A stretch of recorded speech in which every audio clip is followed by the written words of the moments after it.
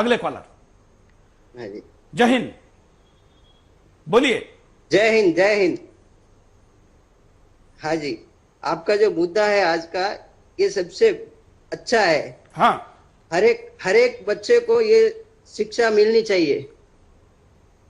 हर एक बच्चे को ये शिक्षा मिलनी चाहिए कि उसको चैनने की शिक्षा पूरी मिलनी चाहिए।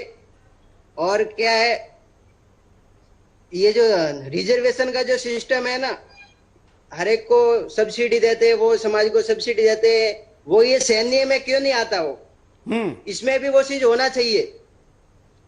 धन्यवाद। अगले कॉलर के पास चलते हैं। जय हिंद, बोलिए, क्या कहना है आपको? चलिए रुकते यहां पर एक छोटे से ब्रेक के लिए, ब्रेक के बाद दोबारा आएंगे। बिंदास बोल जाए। कमांडो का मोटो है मुश्किल वक्त कमांडो तक।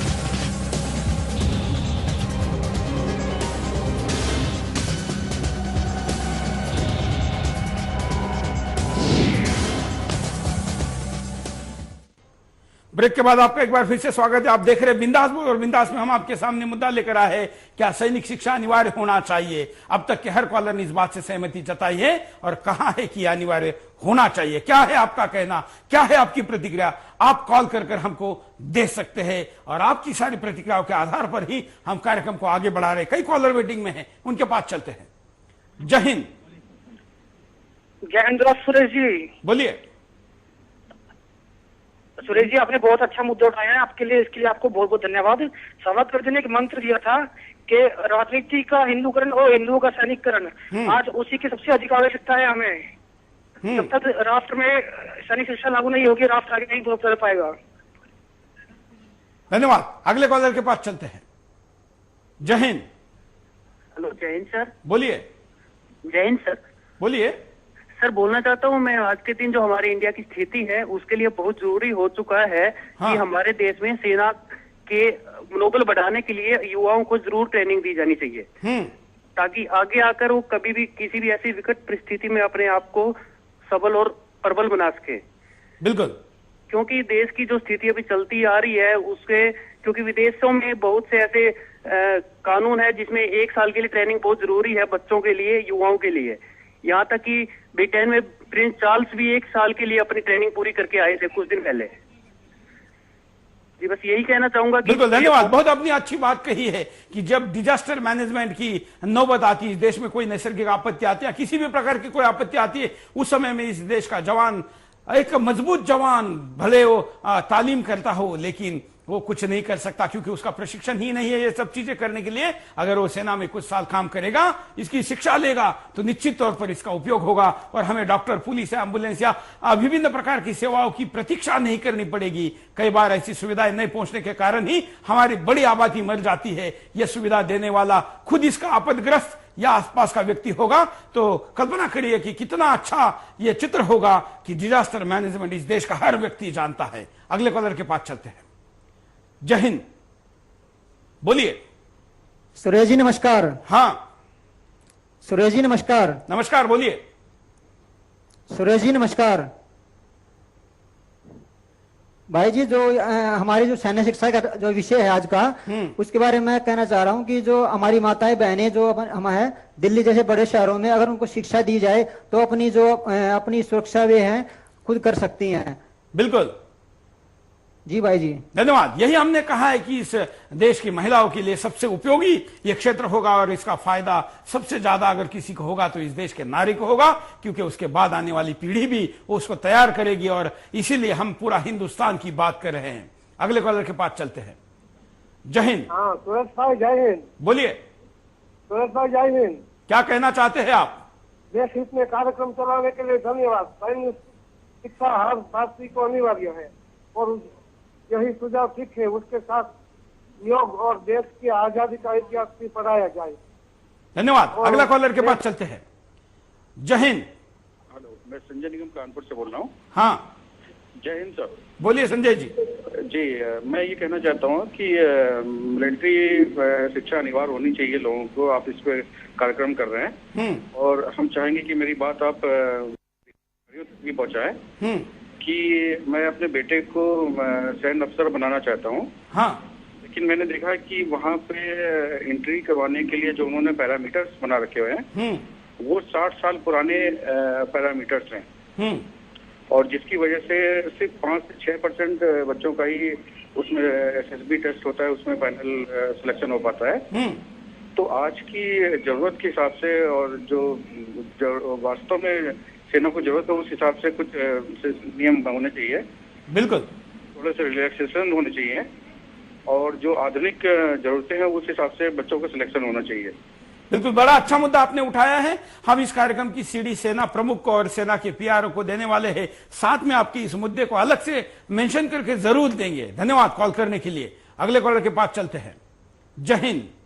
नमस्कार सुरेश जी, बोलिए। सबसे पहले मैं सुदर्शन न्यूज को धन्यवाद देना चाहूंगा, जो कि बहुत अच्छे मुद्दे जो है वो लेके यहाँ लोगों के सामने लेके आ रहा है। सर, मैं ये कहना चाहता हूँ कि अगर किसी व्यक्ति के भारतीय सेना में मात्र 9 महीने के देने के बाद उसके हाथ में देश की सीमा सुरक्षा की जिम्मेदारी सौंपी जा सकती है, सरकार क्यों नहीं ऐसी शिक्षा व्यवस्था लागू कर देती जो हर गाँव में स्कूल में पढ़ने वाले बच्चों को बचपन से सिखाई जाए। बिल्कुल। तो सैन्य शिक्षा भी प्रदान करे, जिससे हमारे देश का हर बच्चा स्वतंत्र भारत हर गली आंगन की सुरक्षा उठाए, और इससे हमारे देश के नागरिकों की एक दूसरे के प्रति नैतिकता तो बढ़ेगी और विश्वास बढ़ेगा। जय। वाह, धन्यवाद। अगले कॉलर के पास चलते हैं। जय हिंद। जय हिंद सुरेश जी। बोलिए। सैन्य शिक्षा जरूरी है, इसमें कोई दो राय नहीं है, मगर मैंने सुरेश जी चीन में पाकिस्तान का भारत पर हमला बाल अवस्था में देखा है, परंतु आज दुर्भाग्य से मैंने जो देखा उससे मेरा माथा शर्म से झुक गया। मान्यवर, खार बंबई में एक बहुमंजिली इमारत में धर्म के आधार पर पानी की सप्लाई की जा रही है। ऐसी सरकार से आप क्या अपेक्षा रखेंगे कि वो राष्ट्र के लोगों का उत्थान करेंगे? शायद नहीं। धन्यवाद। धन्यवाद। हम आपको दिखाते हैं कि प्रहार में नाना पाटेकर इस विषय पर क्या कहते हैं, देखिए। सर, पिछले 43 वर्षों में हमने देश की सीमा पर सिर्फ 3 लड़ाइयां लड़ी, और इन 3 लड़ाइयों में वक्त लगा था 3 महीने, सिर्फ 3 महीने। बाकी के 42 साल और 9 महीनों को हम पीस टाइम कहते रहे, शांतिकाल। क्या इसे हम शांतिकाल कह सकते हैं सर? हमें आर्मी में सिखाया जाता है सीमा को दुश्मन से बचाना, देश के लिए मर जाना। हमारे कुछ कर्तव्य हैं, मैंने उन्हीं का पालन किया है। मरने की कोई जायज वजह तो होनी चाहिए। हमारे लिए वजह है देश, लेकिन देश का मतलब क्या है? सड़कें, इमारतें, खेत खलियान, नदियां, पहाड़, बस इतना है। और लोग, वो कहां है? किसे बचाएं हम? सीमा पर तो हमें मालूम है गोली किस पर चलानी। यहां जिधर भी देखो दुश्मन ही दुश्मन है, और दुश्मन फिर दुश्मन है। फर्क सिर्फ इतना है, एक सीमा के उस, एक सीमा के इस पार। और इस पार का दुश्मन कहीं ज्यादा खतरनाक है सर, जो देश को दीमक की तरह चाटता जा रहा है, खोखला बनाता जा रहा है। फिर इस दुश्मन से लड़ना हमारा कर्तव्य नहीं है, हमारा हक नहीं है। और हक के लिए लड़ना कभी गलत नहीं हो सकता। मैंने कोई गलत काम नहीं किया, मैं फौजी हूं। Soldier never quits till is dead, यह हमारा मूल मंत्र है। अगर लड़ाई के मैदान बदल जाते हैं, उसमें मैं क्या कर सकता हूं? मैं समझता हूं आर्मी ट्रेनिंग हर एक के लिए कंपलसरी होनी चाहिए। कम से कम जिंदगी का 1 साल देश के लिए देना चाहिए, देना होगा। मुफ्त में मिली हुई आजादी की वजह से देश को बहुत सस्ता समझ रहे हैं आज के लोग।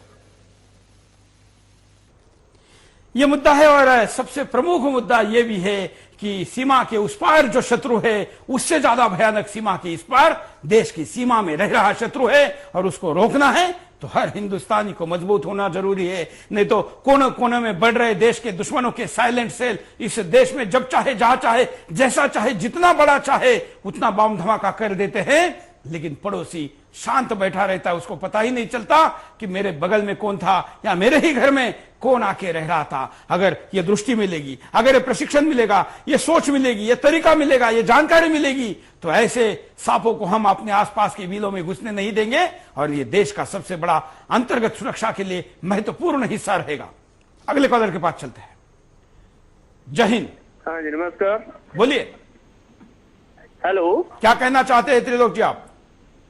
मैं ये कहना चाहता हूँ सैन्य शिक्षा बहुत जरूरी है, लेकिन इसका विपरीत प्रभाव न हो जाए, इसको भी ध्यान में रखा जाए। कैसे?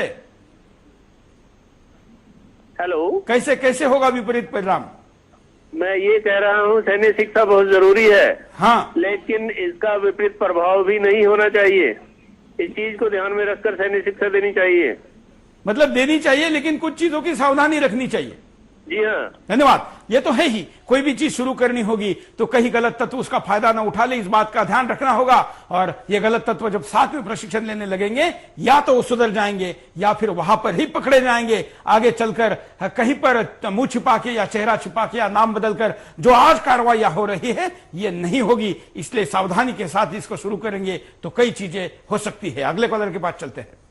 जय हिंद। बोलिए। जी, आज का मुद्दा आपने क्या लिया है? क्या हर भारतीय को सैन्य शिक्षा अनिवार्य होना चाहिए?